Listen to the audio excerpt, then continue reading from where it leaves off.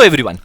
To make your learnings more easier and your revision even more faster, मैं तुम्हारे सामने लेके आया हूं पूरे 10 अटेम्प्ट का ऑडिट पेपर का एनालिसिस। टेक्निकली 11 अटेम्प्ट है क्योंकि नवंबर 2020 में the paper had been asked for 2 cycles, है ना। एक बार इन्होंने दिसंबर 2020 में पूछा था और एक जनवरी 2021 में, ठीक है।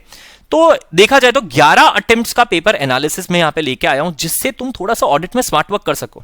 या देखो, रिवीजन का टाइम है, तुम जितना ज्यादा स्मार्टनेस ले सकते हो ना, जितनी जल्दी में तुम ज्यादा से ज्यादा मार्क्स को कवर कर सकते हो, उतना ज्यादा बेटर रहेगा, ठीक है। Now if you have a look on the screen, ठीक है, स्क्रीन पे यहां पे देखो मई 18 से लेके मई 23 तक मैं सारे पेपर्स यहां पे दिखा चुका हूं। Total of all these papers is 90 marks approximately. वैसे टेक्निकली तुम्हारा पेपर जो है, ऑडिट का पेपर 120 मार्क्स का होगा।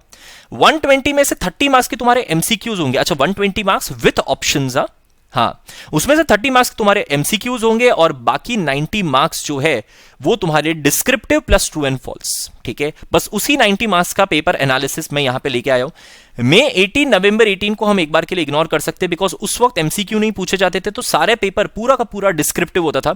पर उस वक्त भी अगर तुम देखो तो चैप्टर्स वही इंपॉर्टेंट थे जो आज भी है, ठीक है। मई 19 से मई 23 पे इफ यू फोकस, मैंने 5 चैप्टर्स को हाईलाइट करा हुआ है।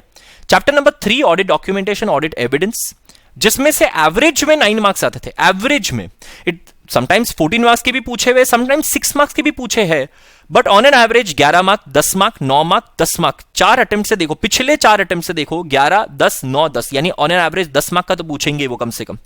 रिस्क असेसमेंट, इंटरनल कंट्रोल के साथ सेम कहानी है।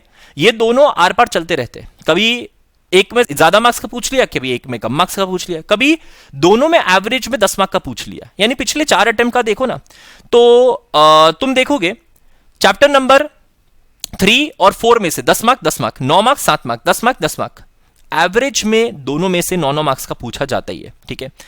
फिर आते अपने 3 और important chapters. First is chapter number 9 audit of items of financial statement. पहले तो वो 15 to 20 मार्क्स का पूछा जाता था, but after that also consistently 7 से लेके 10 मार्क, 8 मार्क, नवंबर 22 में 16 मार्क का पूछा था एंड मई 23 में 12 मार्क्स का पूछा था। इस बार भी एक्सपेक्टेशंस है कि काफी ज्यादा मार्क्स के पूछे जाएंगे।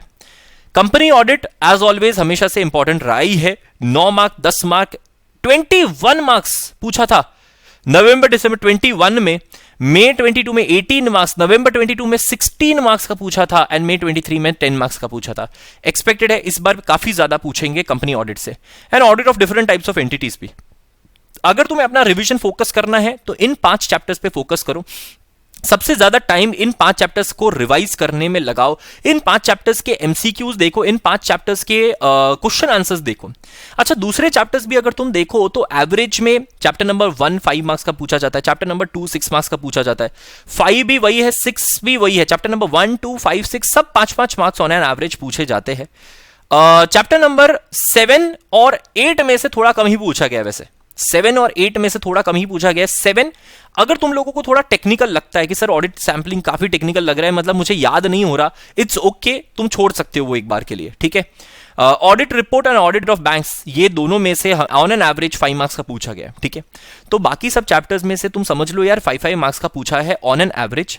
कभी ज्यादा भी पूछ सकते हैं, कभी एमसीक्यू भी आ सकता है। So you need to have a basic conceptual understanding from all the other chapters, but at least ये 5 चैप्टर्स, चैप्टर नंबर 3, 4, 9, 10 और 13, जो मैं हमेशा से कह रहा हूं तुम्हें कि these are the most important chapters, they cover more than 50 marks out of your 90 marks. यार तुम्हारे 90 मार्क्स के पेपर में से 50 मार्क्स सिर्फ इन्हीं 5 चैप्टर्स में से आता है।